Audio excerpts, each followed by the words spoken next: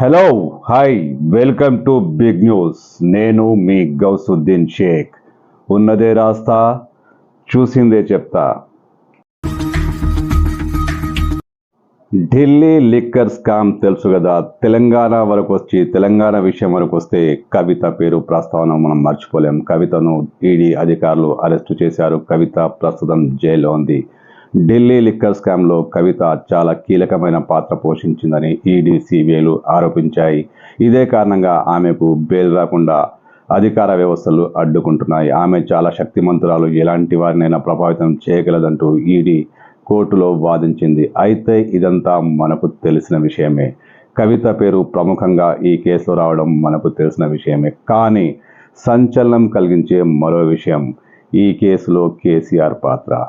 ED KCR పేరును స్పష్టంగా ప్రస్తావించింది. Delhi liquor scam కోసం పునాదులు ఏర్పడ్డాయి కేసీఆర్ సమక్షంలోనే అంటూ ఈడీ బాంబు పేల్చింది. అవును, ఢిల్లీ లిక్కర్ కేసులో ఇప్పుడు కేసీఆర్ పేరు వచ్చింది. బీఆర్ఎస్ అధినేతలు, బీఆర్ఎస్ నేతలు ఇది ఖండిస్తున్న, బీఆర్ఎస్ న్యాయవాదులు దీన్ని తోసిపుచ్చుతున్న ఈడీ స్పష్టంగా కేసీఆర్ పేరు చెప్పినట్లు తెలుస్తోంది. కేసీఆర్కు సంబంధించి న్యూఢిల్లీలో ఉన్న అధికారిక నివాసంలోనే ఈ లిక్కర్ స్కామ్కు బీజం పడిందని ఈడీ ఆరోపించింది. కేసీఆర్ సమక్షంలోనే నిందితులంతా సమావేశమయ్యారని, ఢిల్లీ లిక్కర్ స్కామ్కు అక్కడే పునాదులు పడ్డాయని, కేసీఆర్కు ప్రతిదీ తెలుసు, అన్నీ కేసీఆర్కు తెలిసే జరిగాయంటూ ఈడీ ఈ కేసును దర్యాప్తు చేస్తున్న రోజ్ అవెన్యూ కోర్టులో ప్రస్తావించింది. అంటే ఈడీ కేసీఆర్పై నజర్ పెట్టింది.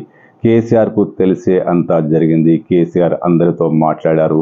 ఆర్థిక వ్యవహారాలను కూడా కేసీఆర్ మాట్లాడారు. కేసీఆర్ ప్రమేయాన్ని ఈ కేసులో తోసిపుచ్చలేం. ఖచ్చితంగా ఆయనకు అంతా తెలిసే జరిగిందంటూ ఈడీ సిబిఐలు ప్రస్తావించాయి. అంటే కేసీఆర్, కవిత ఒక్కతే కాదు, కేసీఆర్ కూడా ఈ కేసులో కీలక పాత్రధారే అన్న ఒక ప్రచారం జరుగుతుంది. కేసీఆర్కు తెలిసి అంతా జరిగింది, కేసీఆర్ పై కూడా చర్య తీసుకుంటారా అంటూ ఇప్పుడు ప్రచారం జరుగుతుంది. కేసీఆర్ ఆయన తన కనుసన్నలలోనే మొత్తం వ్యవహారాన్ని నడిపించారని, కవిత మాత్రం ఒక పాత్రధారే అని ప్రచారం కూడా జరుగుతోంది.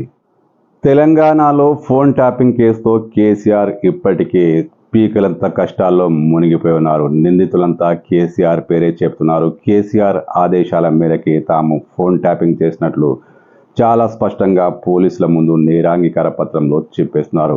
ఇలాంటి గడ్డు పరిస్థితిలో ఇప్పుడు ఢిల్లీ లిక్కర్ స్కామ్ కూడా కేసీఆర్ మెడకు చుట్టుకోబోతుందా? కేసీఆర్ పేరును ఈడీ సిబిఐలు ఎందుకు ప్రస్తావించాయి? కేసీఆర్కు నిజంగా ఇందులో ప్రమేయం ఉందా? రేపు భవిష్యత్తులో కేసీఆర్పై యాక్షన్ తీసుకుంటారా? ఇప్పుడు తెలంగాణలో ఈ వ్యవహారం ప్రకంపనలు రేపుతోంది. ఢిల్లీ లిక్కర్ స్కామ్లో కూతురు కవిత మాత్రమే కాదు, తండ్రి కేసీఆర్ కూడా ఉన్నాడని ప్రచారం జరుగుతోంది. అయితే సిబిఐ, ఈడీ ఈ విషయంలో ఎలాంటి చర్యలు తీసుకోబోతున్నాయి? నిజంగానే కేసీఆర్ పాత్ర ఉందా? కేసీఆర్ సమక్షంలోనే అంతా జరిగిందా?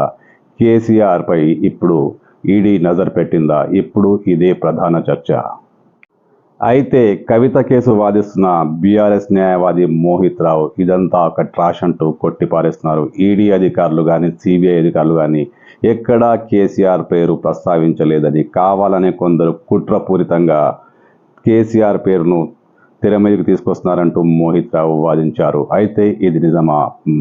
ప్రముఖ మెయిన్ మీడియా మొత్తం కోర్టుకు సంబంధించి వ్యవహారాలను రాసే రిపోర్టర్లు సైతం, కోర్టులో జరిగిన ప్రతి అంశాన్ని రిపోర్టింగ్ చేసే జర్నలిస్టులు కేసీఆర్ పేరును ప్రస్తావించారు. కేసీఆర్ పేరు ఈడీ ప్రస్తావించిందని తమ వార్తల్లో స్పష్టంగా చెప్పారు. అయితే మోహిత్ రావు కరెక్ట్ చెప్తున్నాడా? మీడియా తప్పు చెప్తుందా? ఏదేమైతేనేం కేసీఆర్ పేరు ప్రస్తావనకు వచ్చిన మాట వాస్తవం. కేసీఆర్ ఇప్పుడు చర్చనీయాంశంగా మారారు. ఢిల్లీ లిక్కర్ స్కామ్ కేసులో ఇప్పుడు కేసీఆర్ను ఎలా విచారిస్తారా, లేక అరెస్టు చేస్తారా అనే చర్చ కూడా కొనసాగుతుంది. మొత్తానికి ఒకవైపు ఫోన్ ట్యాపింగ్తో సతమతం అవుతున్న కేసీఆర్ ఇప్పుడు తాజాగా ఢిల్లీ లిక్కర్ కేసులో ఇరుక్కున్నాడా ఏమో. తెలంగాణలో మాత్రం దీనిపై చర్చోపచర్చలు జరుగుతున్నాయి.